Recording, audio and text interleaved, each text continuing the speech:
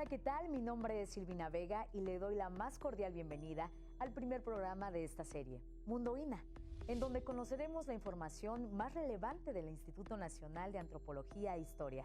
Pero ¿sabe usted cuál es la misión del INA a 80 años de haberse creado? Desde el 3 de febrero de 1939, el INA tiene como misión investigar, conservar y difundir el patrimonio cultural de México.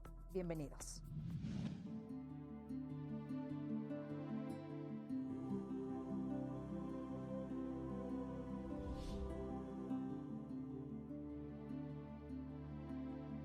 El Instituto Nacional de Antropología e Historia tiene la inmensa tarea de investigar, conservar y difundir el patrimonio paleontológico, arqueológico e histórico de México, así como la de formar especialistas en las disciplinas de su competencia. El espléndido y prácticamente inabarcable legado del que se ocupa el INA no es solamente la suma de pasados que deben recuperarse, sino la expresión vibrante de la diversidad natural y de la pluralidad étnica que a lo largo de milenios ha florecido en los territorios geográficos y simbólicos que hoy conforman nuestra patria y nos permiten hablar de lo mexicano. El INA está obligado a reflexionar sobre su propia historia, a revalorar su quehacer y mirar al futuro de manera crítica y propositiva.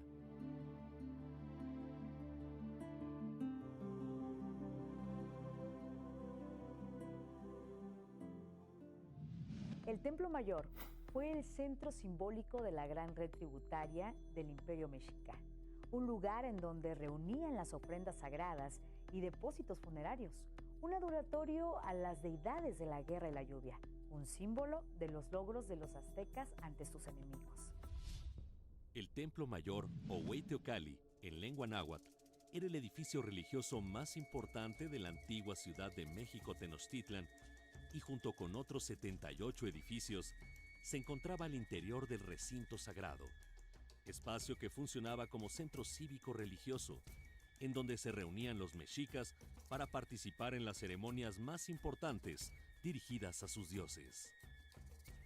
De aquí partían las 4 calzadas que planificaban la ciudad y que a su vez representaban simbólicamente los rumbos del universo. Además, era considerado un vínculo entre los niveles celestes, terrestres y del inframundo. Al edificio lo componían la gran plataforma de base rectangular sobre la que desplantaba un basamento de 4 cuerpos. 2 escalinatas conducían al adoratorio del dios Tlaloc, señor de la lluvia y la fertilidad, y de Huitzilopochtli, señor de la guerra y dios tutelar de los mexicas. El Templo Mayor fue agrandado por diversas causas. Por un lado, la ciudad de Tenochtitlan tuvo inundaciones que obligaron a subir el nivel de sus conjuntos arquitectónicos, además de sufrir fallas estructurales como asentamientos y hundimientos diferenciales por el inestable terreno. Por otra parte, las fuentes históricas señalan que algunos gobernantes mandaron edificar un nuevo templo sobre el ya existente, superponiendo varias etapas constructivas. Se trataba de una antigua tradición mesoamericana consistente en construir un edificio encima de otro sin necesariamente desmantelar el primero en su totalidad.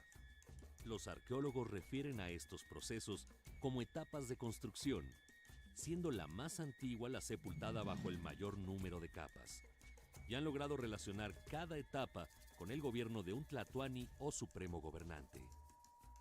Ahora sabemos que el templo se agrandó por sus 4 lados, por lo menos en 7 ocasiones, y que en otros 6 momentos hubo ampliaciones en 1 o 2 de sus lados.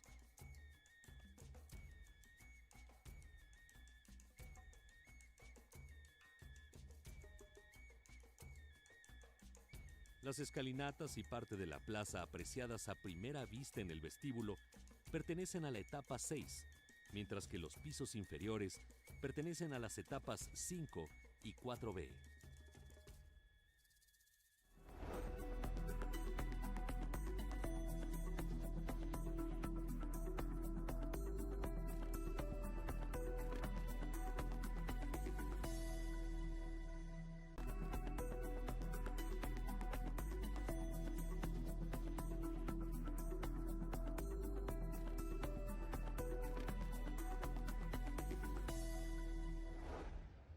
El sitio se conoce como Templo Mayor, debido a que en este lugar se encuentran los restos del que fue el edificio principal de la antigua ciudad de Tenochtitlan.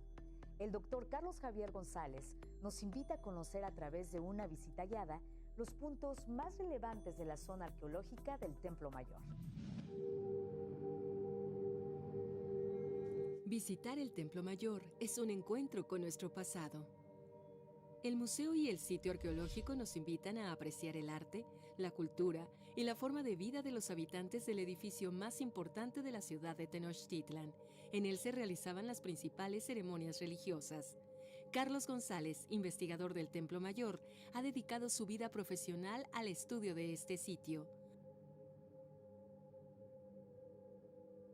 Nos encontramos en la zona arqueológica del Templo Mayor de Tenochtitlan.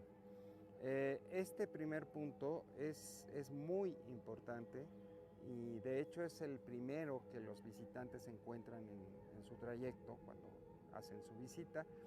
Es la esquina suroeste del Templo Mayor. Esta esquina precisamente es la que hace un poco más de 100 años encontró Manuel Gamio en 1914. De hecho, se acaban de conmemorar los 100 años del primer hallazgo arqueológico del Templo Mayor. Aquí nos encontramos frente a un área muy importante del Templo Mayor, puesto que se trata de la parte baja, de la plataforma baja del edificio. Y además nos encontramos frente al punto exacto en donde fue encontrada el 21 de febrero de 1978 la Coyolxauhqui, la hoy famosísima. Este monolito circular que representa a la diosa Coyolxauhqui, hermana de Huitzilopochtli, y desde luego en este caso se trata ya de una copia, de una réplica, porque la escultura original está en el interior del Museo del Templo Mayor desde su misma inauguración en octubre de 1987.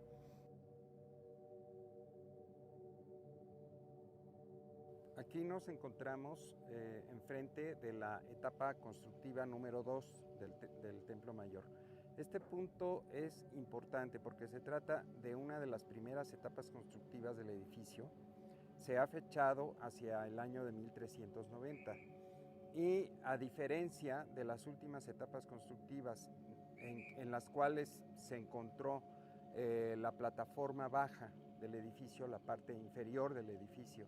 En este caso, por tratarse de una de las primeras etapas constructivas, se puede ver la parte alta del edificio. Es decir, esto se debe a que el Templo Mayor se fue reconstruyendo en varias ocasiones a lo largo del tiempo y lo que en un principio era un edificio de poca altura y de poco volumen, con el tiempo, con las sucesivas reconstrucciones, se convirtió en un edificio mucho más alto y de mayor volumen. Vemos la cúspide del basamento y los dos templos que lo coronaban, las dos capillas que lo coronaban. Ahí vemos enfrente la división entre las dos capillas, entre los dos templos. El del lado sur, dedicado a Huitzilopochtli, el dios principal de los mexicas, y frente al cual estaba esta piedra vertical de sacrificios, el Texcatl, como se llamaba en náhuatl. Ahí se realizaba el sacrificio humano de cautivos de guerra. Y en el lado norte vemos el templo o la capilla dedicada a Tlaloc, el dios de la lluvia. Entre el Templo Mayor y este edificio mayor que se encuentra aquí un poco a la izquierda y que se conoce como la Casa de las Águilas, se encontraron 3 adoratorios de menor tamaño. El que se encuentra en la parte posterior y que está cubierto es el Templo Rojo del lado norte, dedicado al dios Xochipilli, y que está cubierto precisamente porque tiene bastantes restos de pintura mural, ese edificio que fue construido en estilo teotihuacano. Estos dos son otros 2 adoratorios. Al centro, en medio, por decirlo así, es un altar zompantli, es decir, un altar sobre el cual había una estructura de madera, seguramente en la cual se ensartaban los cráneos o las cabezas de los guerreros que eran sacrificados dentro del recinto sagrado de Tenochtitlan. Aquí estamos contemplando el interior de este gran edificio que se conoce como la Casa de las Águilas. A lo largo de estos recintos están estas banquetas policromadas con figuras de dignatarios en procesión que están haciendo autosacrificio y que están relacionadas con el simbolismo del edificio. Todo parece indicar, de acuerdo con los estudios, la excavación que se hizo y los estudios que se hicieron posteriormente, que en este edificio se realizaban rituales muy importantes relacionados con la ascensión de un nuevo Huey Tlatoani al poder. Es decir, una vez que se elegía al sucesor del gobernante recién muerto, el elegido tenía que pasar por una serie de rituales cuyo simbolismo en el fondo era que él moría como ser humano para renacer como un ser divinizado y de esa manera poder asumir el poder. Porque desde luego el Tlatoani o Huey Tlatoani o Gran Tlatoani, pues, que gobernaba Tenochtitlan, era un ser divino, un ser que tenía, por decirlo así, línea directa con los dioses, ¿no? Este punto es importante porque nos encontramos en el extremo oriente del recinto sagrado. Ahí vemos una vez más el muro prácticamente vertical de la plataforma baja del Templo Mayor en su extremo oriente. Es decir, hasta ahí llegó, por decirlo así, el Templo Mayor en esta dirección. Y vemos esta parte del patio del recinto sagrado y luego una escalinata.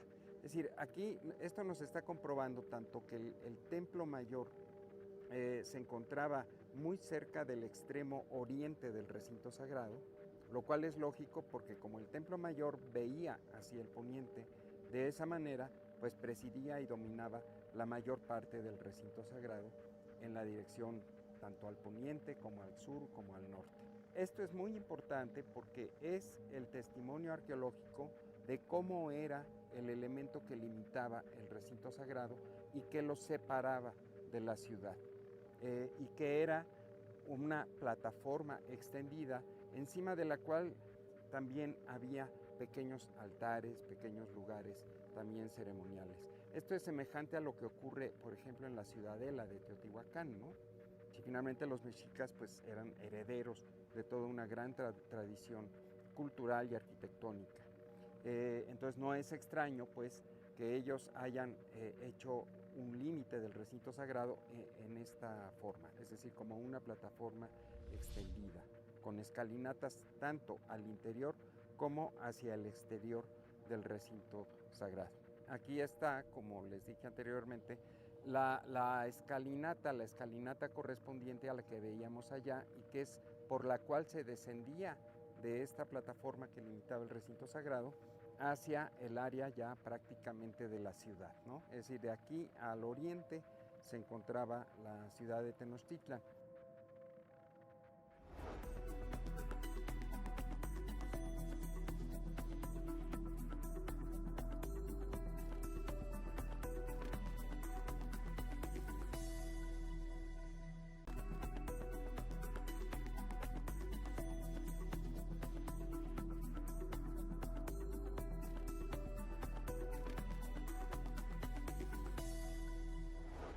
Manuel Tolsá fue un reconocido arquitecto, ingeniero y escultor español que vivió y desarrolló su actividad en la Nueva España, hoy México.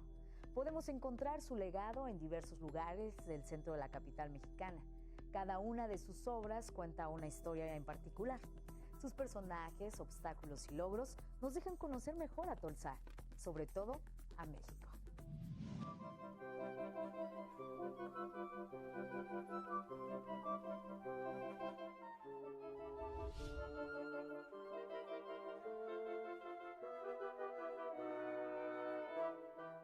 Cualquier persona que haya caminado por el centro histórico de la Ciudad de México en más de una ocasión ha contemplado las obras de Manuel Tolsá. el Caballito, el Palacio de Minería,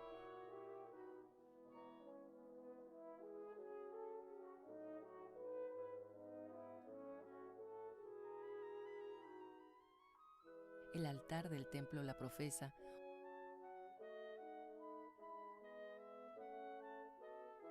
o las esculturas de las 3 virtudes teologales de la Catedral Metropolitana son obras de este autor.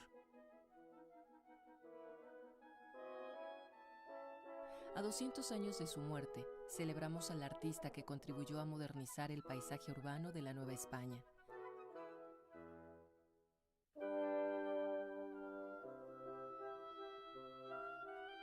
Manuel Tolsá y Sarrión nació un 4 de mayo en 1757, a mitad del gran siglo de la Ilustración, una época de importantes cambios. De la tradición a la revolución, del barroco al neoclásico, de la educación medieval a la académica, del dogma a la duda.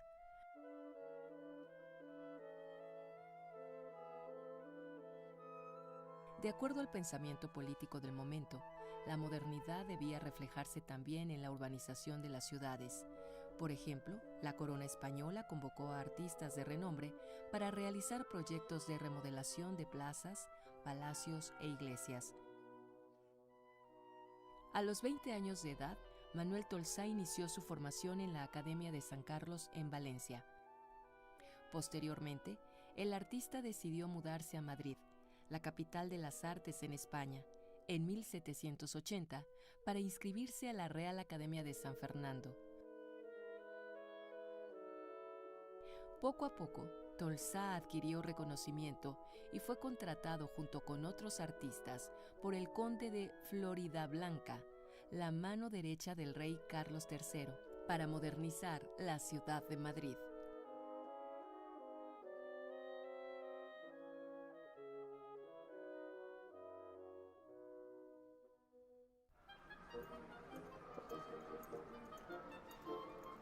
Mientras tanto, en 1783 se fundaba la Real Academia de San Carlos de las Nobles Artes en la Nueva España, institución que tuvo como propósito formar a escultores, pintores, arquitectos y grabadores para modernizar la metrópoli colonial.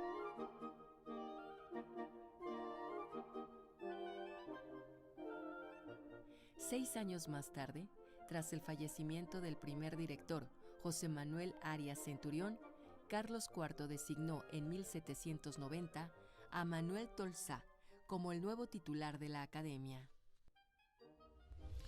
En 1791, a los 34 años, Tolsá viajó a la Nueva España para asumir el cargo, bajo la encomienda de remodelar la Real Academia de San Carlos de las Nobles Artes y cambiar la fisonomía de la ciudad.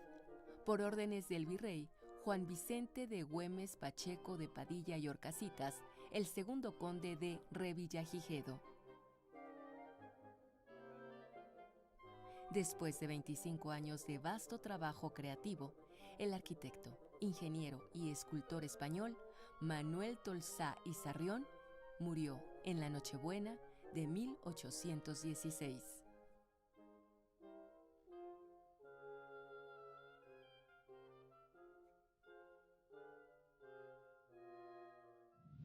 Hablando de las grandes obras de Tolsá, entre los siglos XVI al XIX se desarrollaron las diferentes etapas de edificación de la Catedral Metropolitana de la Ciudad de México. Una obra que recrea a través de su arquitectura la influencia artística, renacentista, barroca y neoclásica que ponderó en el periodo colonial de nuestra historia. Entre los siglos XVI al XIX se desarrollaron las diferentes etapas de edificación de la Catedral Metropolitana de la Ciudad de México. Una obra que recrea, a través de su arquitectura, la influencia artística renacentista, barroca y neoclásica que ponderó en el período colonial de nuestra historia.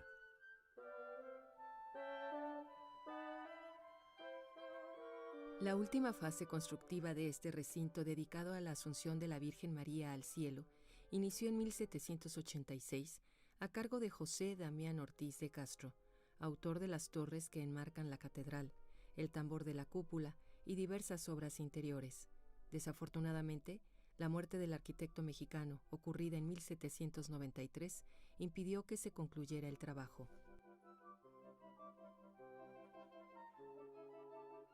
En ese mismo año, a poco tiempo de su arribo a la Nueva España, Manuel Tolsá recibe el encargo de dar continuidad a la edificación, que tuvo como desafío integrar y dar armonía a tan diversos estilos artísticos que imperaban en la catedral.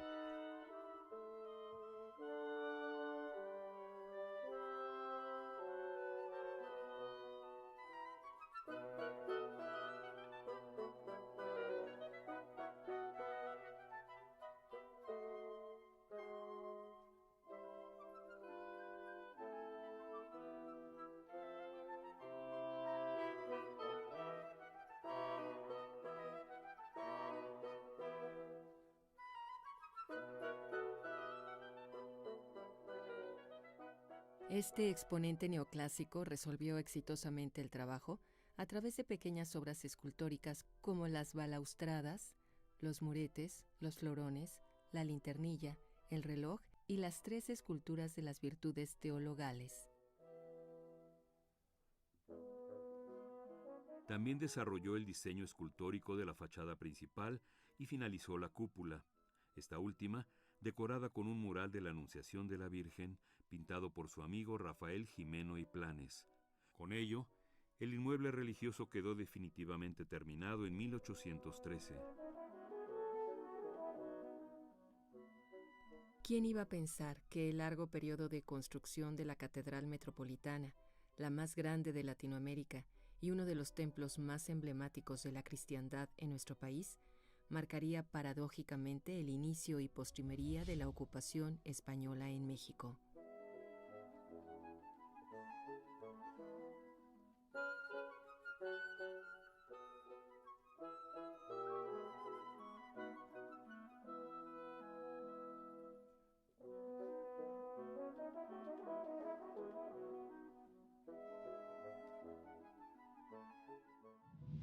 Hemos llegado al final de la primera emisión de Mundo INA. Yo soy Silvina Vega. Nos vemos la próxima semana. Hasta entonces.